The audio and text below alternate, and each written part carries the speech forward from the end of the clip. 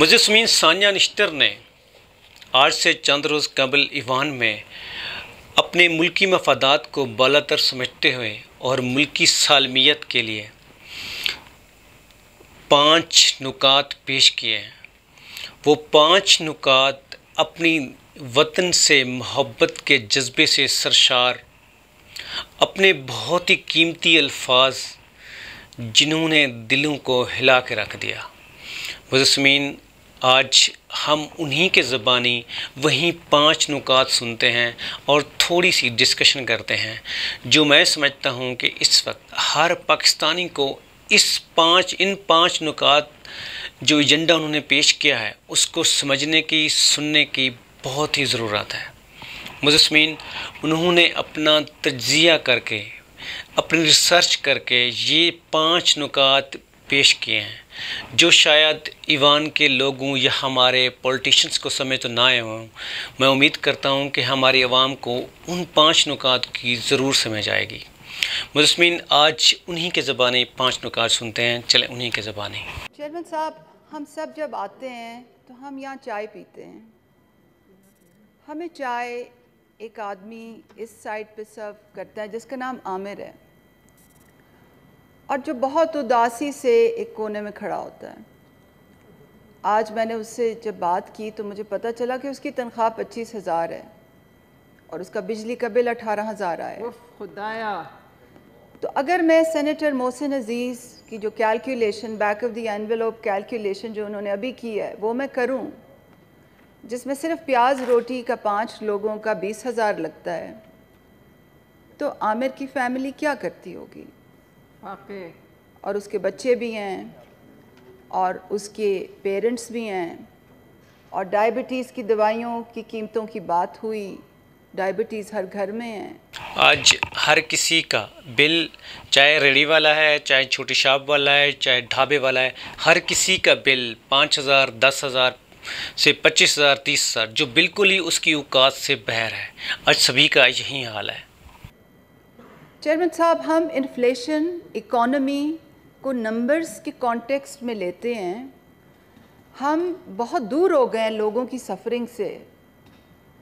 जो सफ़ेद पोश आदमी हैं, जो क्लर्क है, जो घर 40,000 ले जाता है, जो फैक्ट्री वर्कर है जिसकी तनख्वाह 70,000 है, जो सफ़ेद पोश किसी रेस्टोरेंट में काम करता है, हम बहुत दूर हो गए ऐसे लोगों की मुश्किलात से। इन्फ्लेशन पाकिस्तान में जितनी आज है उतनी कभी भी नहीं थी और ये मेरे सारे कॉलीग्स इस पर बात कर चुके हैं। मगर ख़ाली इन्फ्लेशन ही नहीं, पाकिस्तान के इकनॉमिक इंडिकेटर्स जितने आज बुरे हैं, ग़ालिबन हमारी हिस्ट्री में कभी ऐसे नहीं रहे। शेम। आप डॉलर को देख लें, आप रिज़र्व्स देख लें। हमारे रिज़र्व्स लार्जली इस वक्त डिपॉजिट्स पे बेस्ड हैं और ये कितना प्रिकेरियस है ये इकोनॉमिस्ट्स मुझसे बेहतर जानते हैं। आप अनएम्प्लॉयमेंट रेट देख लें, आप फ्लाइट ऑफ कैपिटल देख लें, आप जीडीपी की वैल्यू देख लें, आप डिफरेंट किस्म के डेफिसिट्स देख लें, आप हमारा बॉन्ड वैल्यू देख लें जो इतनी प्लमेट कभी नहीं की थी।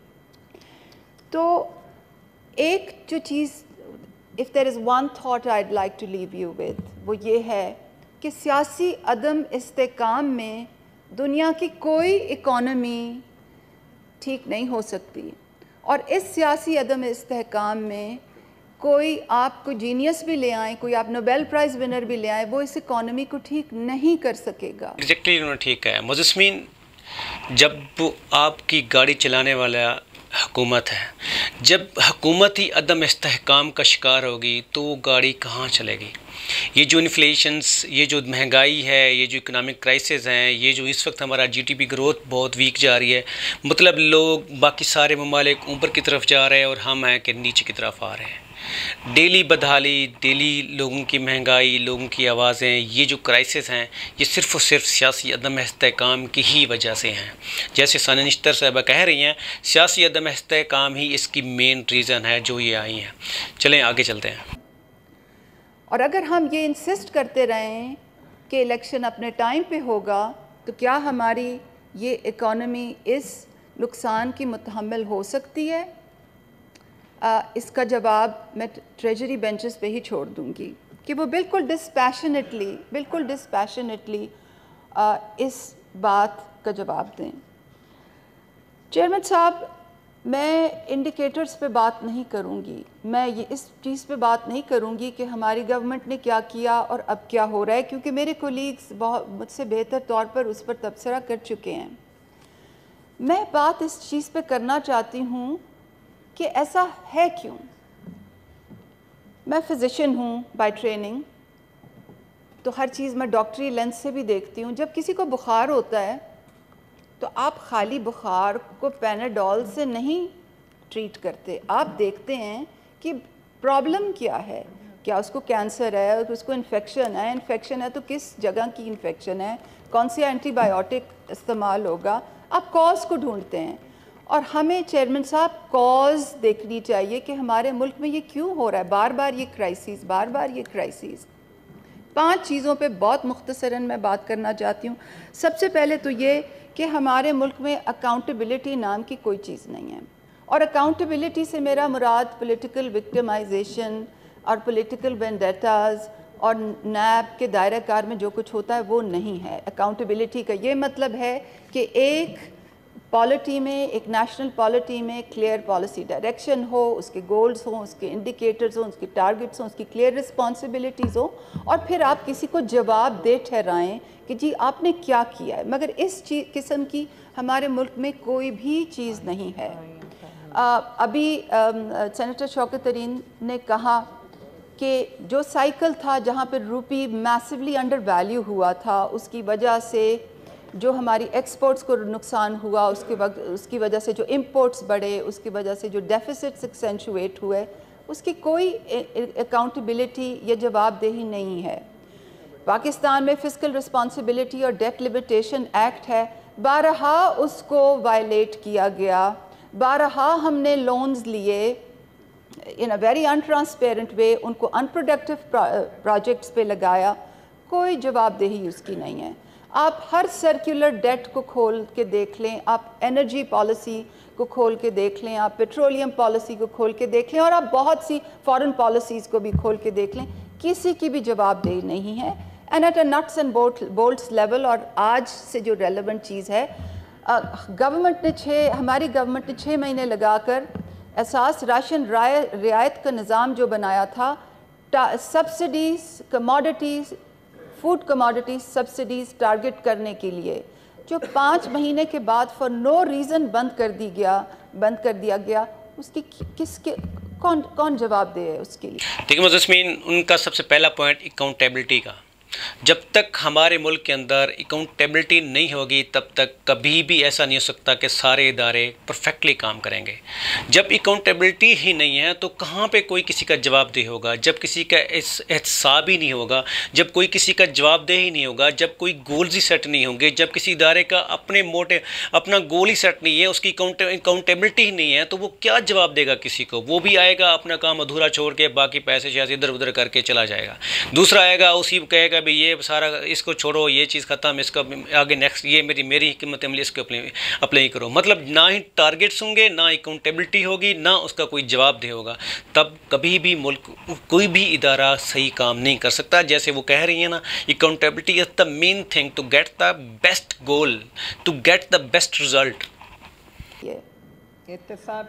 سب سے پہلے تو پہلا میرا پوائنٹ یہ ہے کہ there is no accountability within the system. دوسرا یہ ہے کہ ہمارے انسینٹیو سٹرکچرز بالکل سکیوڈ ہیں، اور انسینٹیو سے میرا مراد تنخواہ اور پیز اور پرکس نہیں ہیں۔ انسینٹیو سے مراد ہے واٹ ڈرائیوز دا سسٹم۔ یہاں ایک روایت پڑ چکی ہے کہ آپ ان بیوروکریٹس کو ریوارڈ کریں گے جن کی پولیٹیکل ایلیجنسز ہوں، اور جب کسی سسٹم میں نہ اکاؤنٹیبلٹی ہو اور جہاں بیوروکریٹس کو ریوارڈ کیا جائے فار پولیٹیکل ایلیجنسز، یہ ایک ٹاکسک کمبینیشن ہوتا ہے ایک ملک کی پروگرس کے لیے۔ مجسمین، ان کا دوسرا پوائنٹ ہے انسینٹیو کا۔ انسینٹیو میں میرٹ نہیں ہوگا، مطلب اگر بیوروکریٹس نوازا جائے گا کسی پولیٹیکل لیڈر کے تھرو تو تب کبھی بھی سسٹم نہیں چل سکتا، کیونکہ یہ ایک ٹاکسک زہر ہے اس ادارے کے لیے، اس علاقے کے لیے، جہاں پہ ایک bureaucrat under the supervision of politicians کام کرے گا, مطلب اس کے نوازات سے نوازا جائے گا اور اسی کے ہی انڈر اس کی بات مانے گا, تب سسٹم نہیں چلتا, کبھی بھی وہاں پہ احتساب نہیں چلتا. مطلب اکاؤنٹیبلٹی پلس انسینٹیو, یہ بہت ہی لازمی ملزوم ہے ایک دوسرے کے لیے, تب جا کے سسٹم ٹھیک ہو سکتا ہے. ادروائز جو انسینٹیو کا جو نظام ہے, اس کا جو میرٹ ہے, یہ بالکل ہی غلط ہے, سسٹم نہیں چل سکتا. 2013 میں پہلی دفعہ جب فیڈرل منسٹر بنی تھی 2 مہینے کے لیے کیئر ٹیکر گورنمنٹ میں, تو جب میں نیچے اتری میں نے ایک پیپر لکھا تھا جو لانسٹ میں پبلش ہوا تھا, بڑی مشکل سے لانسٹ پبلیکیشن لیتا ہے, reflections from the tenure of a minister, اور میں آپ کو بھی سرکولیٹ کروں گی تاکہ آپ مناسب سمجھیں تو سب کو بھیجیں. اس کا کرکس یہ تھا کہ government focuses on every thing accept the things that matter for its performance. آپ الیکشن جیتتے ہیں, آپ کیبنٹ بناتے ہیں, آپ لوگوں کو عہدے پہ لگاتے ہیں, بٹ پرفارمنس, اکاؤنٹیبلٹی, انسینٹیوز کا جو یہ کمبینیشن ہے, آپ اس پر کام ہی نہیں کرتے. You set up the government to fail. So دوسری میرا پوائنٹ یہ ہے. تیسرا میرا پوائنٹ یہ ہے چیئرمین صاحب, 5, کہ ہم نے انسٹیٹیوشنل پروسیسز کو بالکل مسمار کر دیا ہے, تباہ کر دیا ہے, مسمار کر دیا ہے. اور اس کی ایک السٹریشن ہم نے ابھی وہ دیکھی ہے جب پرائم منسٹر نے یہ کہا کہ اگر ہمارے ملک کو ڈیٹ ریلیف نہ ملا تو I don't know exactly what he said, but he said کہ ہم بالکل تباہ ہو جائیں گے, it will be a crisis if we do not get debt relief. Look what it did to the bond value. Look what it did to the bond value. The bond value crashed. اب ان کو اگر ہمارا system function کر رہا ہوتا, یا اگر decision makers system کو ویلیو کرتے, تو I would have assumed کہ ان کو پراپرلی بریف کیا جاتا کہ آپ نے کمرشل ڈیٹ اور بانڈز اور سکوک کو ڈفرینشیٹ کرنا ہے from Paris Club and the rest of the bilateral debt. مگر ایسا نہیں ہوا. جو بھی لائن منسٹری ہے, یا جو بھی سسٹم ہے, یا جو بھی فارن آفس تھا, یا جو بھی لوگ تھے, انہوں نے شاید ان کو یہ بھی بریف نہیں کیا کہ پیرس کلب کے 60% ڈیٹس already reschedule ہو گئے ہیں for 38 years in 2001, اور economic survey 2002-2003 میں یہ actually articulated ہے. تو ہم نے جو institutional processes ہیں ان کو systematically decimate کیا ہے. جو رولز, پالیسیز, پروسیجرز, سیکرٹری کی ایڈوائس, ٹیکنیکل لوگوں کی بات سننا, یہ بالکل ہی آؤٹ آف فیشن ہو گیا ہے, اور ہم اس وقت ڈیموکریسی نہیں, ہم مونارکیز چلا رہے ہیں. مجسمین third part, institutional process totally unfunctional ہیں پاکستان میں. انسٹیٹیوشنل پروسیس کو وہ کہہ رہی ہیں کہ completely he on the behalf of merit ہونا چاہیے. چوتھی جو بات میں یہ کرنا چاہ رہی ہوں چیئرمین صاحب, وہ یہ کہ انفارمیشن پالیسی جو ہوتی ہے that hinges on information and evidence, مگر ہمارا اس کا بالکل ڈس ریگارڈ ہے. ہم کرائسس ٹو کرائسس چلتے ہیں, بالکل کرائسس ٹو کرائسس. آج شوگر کرائسس ہے, کل ویٹ کرائسس ہوگا, پھر ٹماٹر کا کرائسس آ جائے گا, پھر گیس کا کرائسس ہوگا, پھر یوریا کا کرائسس ہوگا, پھر قیمتیں اوپر جائیں گی, پھر ہم امپورٹ کریں گے, اور پھر ہولڈرز ایکٹیو ہو جائیں گے, پھر ہم امپورٹ کریں گے, پھر فارن ایکسچینج کا لاس ہوگا. یہ سائیکل ریپیٹ ہوتا جائے گا. یہ کیوں ہو رہا ہے؟ اس لیے کیونکہ ہم نے انفارمیشن اینڈ ایویڈنس کے سسٹمز ڈسمینٹل کر دی ہیں. ہم صرف وہ سننا چاہتے ہیں جو ہم سننا چاہتے ہیں. ہمیں جو انفارمیشن لا کے دیتا ہے اس نے کبھی کانفلکٹ آف انٹرسٹ سائن نہیں کیا ہوتا. ہمیں جو انفارمیشن لا کے دیتے ہیں وہ لاسٹ منٹ کیبنٹ میں لا کے دیتے ہیں, یہ بتانے کے لیے جی کہ کل اگر اس چیز کی پرائس مقرر نہیں کی تو آسمان گر جائے گا اور اس کی شارٹیج ہو جائے گی.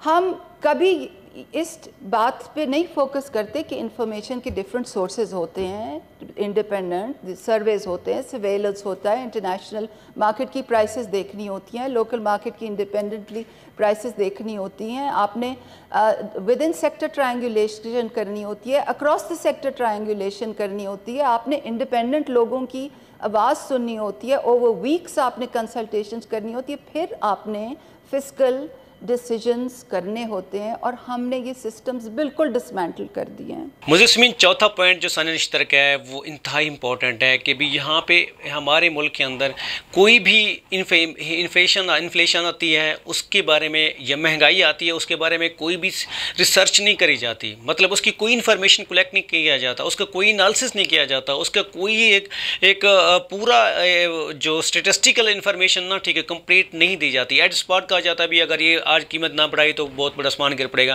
مطلب ایک پورا اس کا پروسیس نہیں ہوتا. بلیک میلنگ اور جو لیک آف انفارمیشن ہے اسی کی بیس پہ ہی ہمیں بلیک میل کیا جاتا ہے کہ بھی ایسے کر دو, بھی آج وزیر کو کہہ دیا کہ بھی یہ صبح یہ نہ بڑھائے گی تو صبح آسمان گر پڑے گا. مطلب یہ کتنی ہی عجیب بات ہے کہ بھی آپ کا کوئی سروے ہی نہیں ہے کہ بھی کون سی چیز کس پروسیس میں ہے. آج یوریا کا یہ جو کرائسس ہے کیوں آیا, مطلب جب کرائسس آئے گا تو تب آپ کو امپورٹ کرنا پڑے گا, ہاں بھی امپورٹ نہ کی تو ملک میں یہ تباہی مچنے والی ہے. مطلب ایک پوری انفارمیشن کی کلیکشن نہیں ہے, ایک انفارمیشن کا انالیسس نہیں ہے, اسٹیٹسٹیکل ورک نہیں ہے, اس پہ کسی قسم کوئی ڈپارٹمنٹ ریسرچ پوری کر کے نہیں بتاتا کہ یہ کیا چل رہا ہے اور کیوں چل رہا ہے. اس بارے میں وہ بتا رہی ہیں. اور پانچویں اور آخری میری بات یہ ہے کہ ہم پالیٹکس کو بالکل ایک کوئی سمجھتے ہیں کہ پالیٹکس ایک پاور سٹرگل ہے. چیئرمین صاحب 13 جماعتیں اس وقت کیبنٹ میں بیٹھی ہوئی ہیں, 13 جماعتیں کیبنٹ میں بیٹھی ہوئی ہیں, وہ نیب پہ تو کنسنسس کر سکتی ہیں, کیا وہ اس چیز پہ کنسنسس نہیں کر سکتی کہ ڈیٹا انالیٹکس استعمال کر کے جو ٹیکس ایویڈرز ہیں ان کو نوٹس بھیجا جائے اور اپنا ریونیو ڈیفیسٹ پورا کیا جائے؟ کیا وہ ان ٹیکس سیکٹرز کو ٹیکس کرنے کا ڈیسیجن نہیں کر سکتے؟ کیا وہ منیمم ویج پر سے سٹے آرڈر ختم نہیں کر سکتے؟ 13 کیا وہ ہر سیکٹر میں ہمیں کراس پارٹی کنسنسس کی ضرورت رہی ہے پچھلے 70 سالوں سے, چاہے وہ ایجوکیشن ریفارم ہو, ہیلتھ ریفارم ہو, انرجی ریفارم ہو, واٹر ریفارم ہو, اور ہر دفعہ جو ریفارم مائنڈڈ لوگ جب پیپر لکھتے ہیں تو ان کا پہلا اوپننگ پیراگراف یہ ہوتا ہے کہ ہمیں پالیسی کنسسٹنسی چاہیے, کیونکہ ایک گورنمنٹ ایک چیز کرتی ہے, دوسری گورنمنٹ اس کو ہٹا.